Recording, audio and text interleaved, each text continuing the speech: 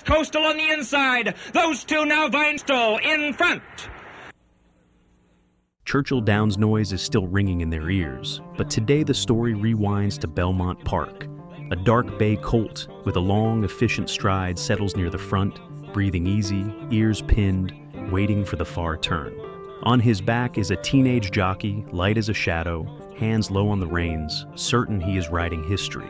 Two classics are already behind them, Kentucky Derby and Preakness, and the nation expects a sweep. Then the pace rises too soon. The early split times bite, the stretch feels longer than it should. Spectacular Bid reaches, then shortens, then fades. In one afternoon, a legend is born, and another life begins to unravel because the same hands that mastered speed will soon be hunted by temptation and regret, alone.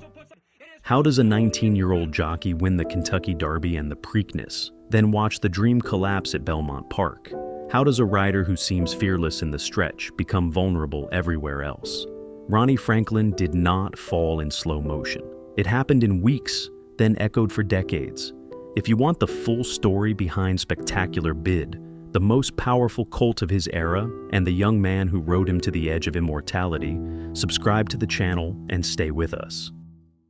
In the spring of 1979, horse racing in the United States revolved around two forces moving as one. Ronnie Franklin was a teenage jockey from Maryland, quick hands, calm balance, and a habit of putting his horse in the right place before the real running began. Beneath him was Spectacular Bid, a dark bay colt with a long, efficient stride and a burst of speed that made seasoned stakes horses look ordinary. They were shaped by trainer Buddy Delp, blunt and certain, and campaigned for owner Harry Meyerhoff of Hawksworth Farm. Bid had started quietly, sold as a yearling for $37,000, then turned the Derby Trail into a series of warnings. Each win tightened the betting odds and raised the pressure. By the time they reached Kentucky, many fans expected a sweep of the three classics. Rewind to Dundalk, Maryland, long before the grandstands and the roses. Ronnie Franklin was not raised in a family of horsemen. He was a teenager who found the racetrack and treated it like school. At 16, he left high school and walked into the barns with no reputation, just confidence and impatience.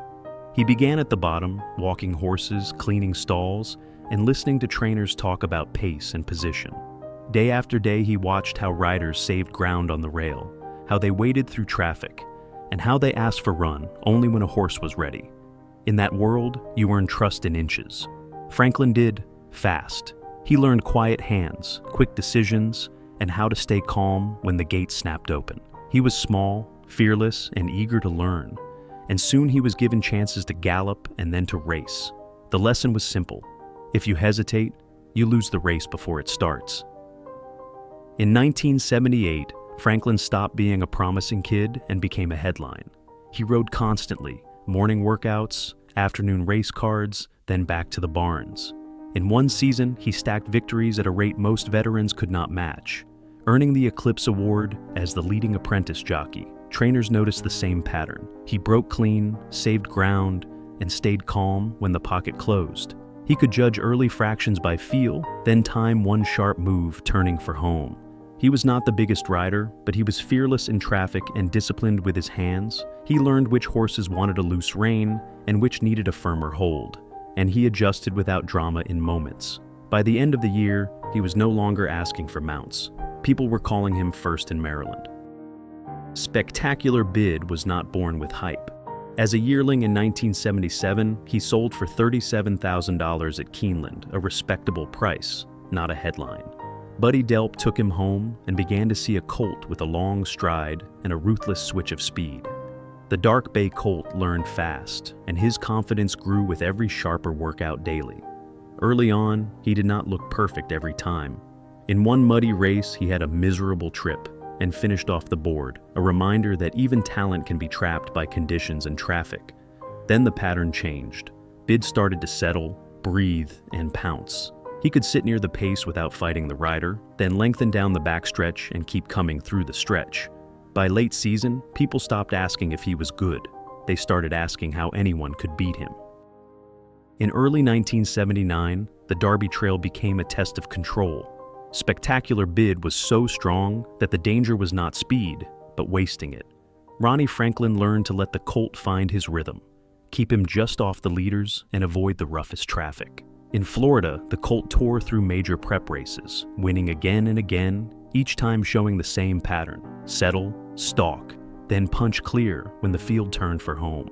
Franklin could feel the early split times and refused to rush, even when other riders tried to pull him into a faster pace. He did not need a perfect trip.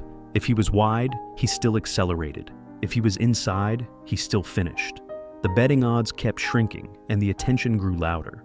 By the time they shipped north, Bid was no longer a promising colt. He was the target. At Keeneland, he proved it again in the Bluegrass Stakes, finishing with authority and leaving rivals chasing his shadow. Louisville was next, and the country was already counting the days. On the first Saturday in May, the Derby is never just a race. It is noise, pressure, and 30 seconds of chaos that decide whether a plan survives. Spectacular Bid broke alertly, and Franklin let him breathe, keeping him close enough to strike without forcing the issue too early. Hooves and shoulders crowded the turns, but the colt carried himself like he owned the track, smooth through traffic and fearless near the rail. Down the backstretch, Franklin kept his hands quiet, judging the pace by feel, refusing to chase every move in front of him. When the field reached the far turn, Bid began to lengthen, not in a flash, but in a steady, crushing advance. At the top of the stretch, the crowd saw it clearly. This was not a lucky trip. This was power and control. Spectacular Bid drove past rivals and held them safely, giving Franklin the Kentucky Derby at 19 years old, and turning belief into expectation for the Triple Crown. 2 weeks later at Pimlico, the mood felt different. The Derby winner was no longer a question. He was a threat. The field was smaller because many connections chose caution over confrontation, and the betting odds sank toward the floor. Franklin rode with the same discipline, letting Spectacular Bid settle close to the early leaders, saving ground, avoiding wasted motion. When the race turned for home, the colt did what he had done all spring. He lifted his stride, changed gears, and separated. There was no scramble at the wire, no desperate finish. It was control from the saddle and power from the horse. With the Preakness secured, the nation moved its focus to Belmont Park and the mile-and-a-half that turns champions into history. Belmont Park demanded patience. 1.5 miles is not about a burst. It is about breath, balance, and when to say no. Spectacular Bid entered as the heavy favorite, and Ronnie Franklin carried the weight of 2 classics on his shoulders. From the break, the race tried to trick him. A long shot, Gallant Best, rolled to the front and kept rolling, tempting everyone into faster early fractions.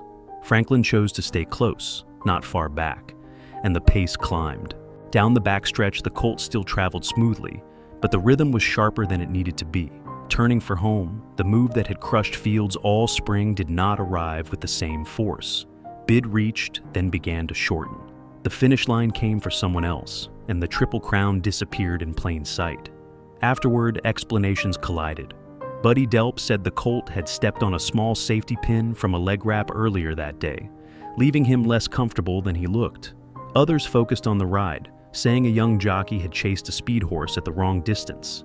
Franklin admitted he made a mistake and was not used to judging that 1.5 miles. The debate never fully ended, but the result was permanent. Spectacular Bid finished third. Ronnie Franklin walked away carrying criticism that would follow him longer than any trophy. For a teenager who had looked untouchable at Churchill Downs and Pimlico, Belmont turned him into the target in the sport.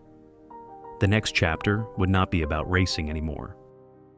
Belmont did not just end a Triple Crown bid. It changed how people looked at Ronnie Franklin. The criticism followed him from track to track, and the pressure did not fade when the headlines did. 9 days after the Belmont, he was arrested in a Disneyland parking lot for possession of cocaine. At 19, the Derby-winning rider was suddenly a cautionary tale. The money and fame vanished fast. Franklin later admitted cocaine became the central problem of his life. Suspensions and court trouble began to interrupt his work, and the rhythm of racing disappeared. In the early 1980s, he served jail time after a case tied to cocaine.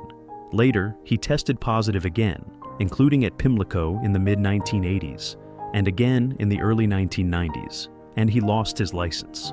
He tried to return as an exercise rider, but racing demanded drug testing and discipline, and he could not meet that standard. The same sport that rewards split-second judgment offers no room for a second life built on excuses. For Franklin, the fall was not one bad ride. It was a pattern that kept repeating until the next starting gate belonged to someone else. While Franklin faded from the big stage, Spectacular Bid kept climbing. Buddy Delp turned the colt over to new hands, and the results did not slow. Bid won at elite tracks, set and match track records, and collected top-level victories that traveled beyond the Triple Crown Trail. In 1980, he became so dominant that one major stakes at Saratoga turned into a walkover, with no rival willing to face him. His career record finished at 26 wins from 30 starts, with 14 Grade 1 wins and a reputation for power that crossed generations. He had been bought for $37,000, then raced into the highest earning level of his era. When he finally left the track, his story was not about what he missed in one afternoon. It was about everything he crushed before and after it, and how rare true superiority looks when you see it up close. Ronnie Franklin spent the rest of his life carrying one season like a shadow. He died in 2018, but the spring of 1979 still follows his name. Spectacular Bid died in 2003, yet his power remains a measuring stick for American champions. Together, they left a story that horse racing fans cannot stop debating because it feels unfinished. Was the Belmont loss about the mile and a half, the pace that rose too soon, and a young rider learning the hardest lesson in the sport? Was it about a small injury that no one could see in the moment? Or was it the cruel truth that greatness is fragile and one afternoon can rewrite everything?